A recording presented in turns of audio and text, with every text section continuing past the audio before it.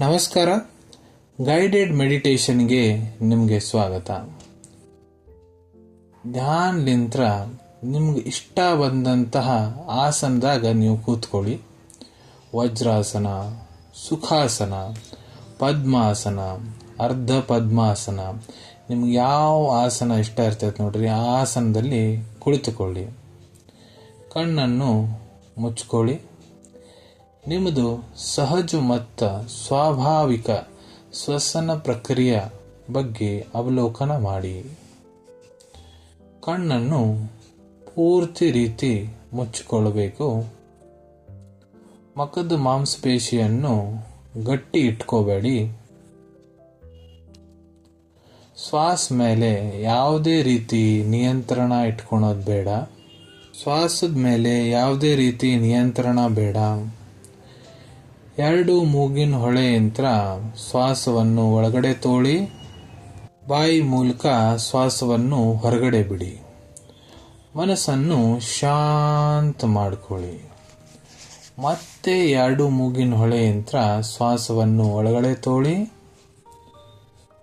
ಮೂಗಿನ ಮೂಲಕ ಶ್ವಾಸವನ್ನು ಒಳಗಡೆ ತೋರಿ, ಬಾಯಿ ಮೂಲಕ ಶ್ವಾಸವನ್ನು ಹೊರಗಡೆ ಬಿಡಿ.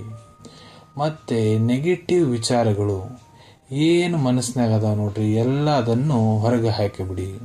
ಮತ್ತೆ ಎರಡು ಮೂಗಿನ ಹೊಳೆಯಂತ್ರ ಶ್ವಾಸವನ್ನು ಒಳಗಡೆ ತೋರಿ, ಬಾಯಿ ಮೂಲಕ ಶ್ವಾಸವನ್ನು ಹಗುರ್ಕ ಹೊರಗಡೆ ಬಿಡಿ. ನೆಗೆಟಿವ್ ಆಟಿಟ್ಯೂಡ್ ಅನ್ನು ಶಾಂತ ಮಾಡಿಕೊಳ್ಳಿ.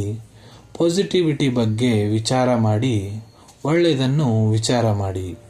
ಮತ್ತೊಮ್ಮೆ ಎರಡು ಮೂಗಿನ ಹೊಳೆಯಂತ್ರ ಶ್ವಾಸವನ್ನು ಒಳಗಡೆ ತೋರಿ, ಈ ಸತೆ ಮೂಗಿನ ಮೂಲಕನೇ ಶ್ವಾಸವನ್ನು ಹೊರಗಡೆ ಬಿಡಿ.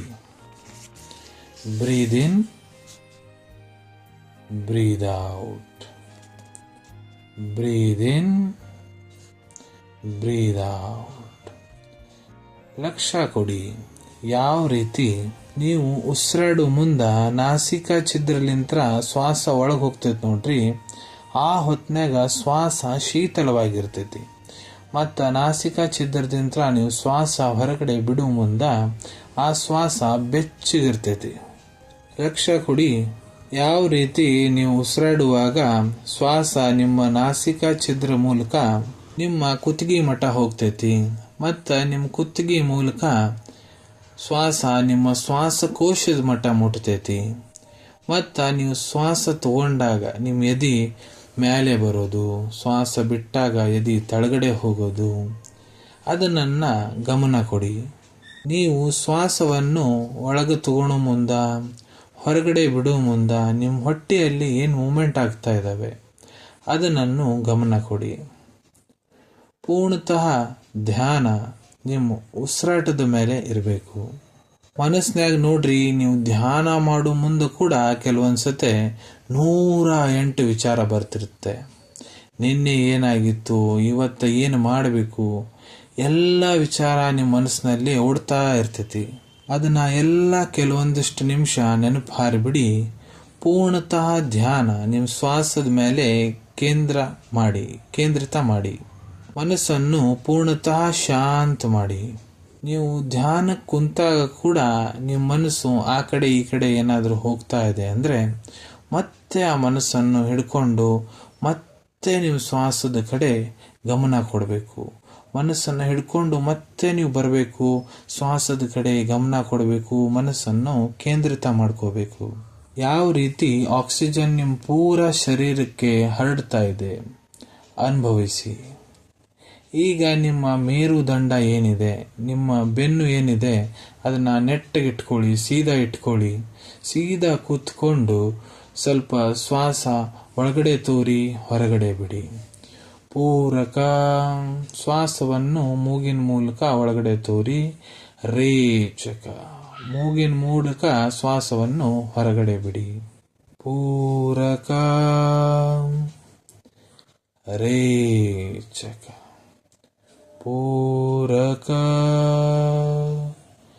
ರೇಚಕ, ಪೂರಕ ರೇಚಕ, ಪೂರಕ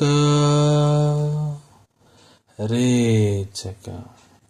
ಈಗ ನಿಮ್ಮ ಮೇರುದಂಡ ಬೆನ್ನನ್ನು ಸೊಡ್ಲಗೊಳಿಸ್ಕೋರಿ. ನಿಮ್ಮ ಭುಜವನ್ನು ಕೂಡ ಲೂಸ್ ಮಾಡ್ಕೋರಿ. ಭುಜವನ್ನು ಲೂಸ್ ಮಾಡ್ಕೊಂಡಿದ್ದೀರಿ, ಸೊಡ್ಲ ಮಾಡ್ಕೊಂಡಿದ್ದೀರಿ. ಈಗ ಅದೇ ಸ್ಥಿತಿಯಲ್ಲಿ ಮತ್ತೆ ಶ್ವಾಸವನ್ನು ಒಳಗಡೆ ತೋರಿ. ಪೂರಕ. ಶ್ವಾಸವನ್ನು ಮೂಗಿನ ಮೂಲಕನೇ ಹೊರಗಡೆ ಬಿಡೋಣ. ರೇಚಕ. ಪೂರಕ.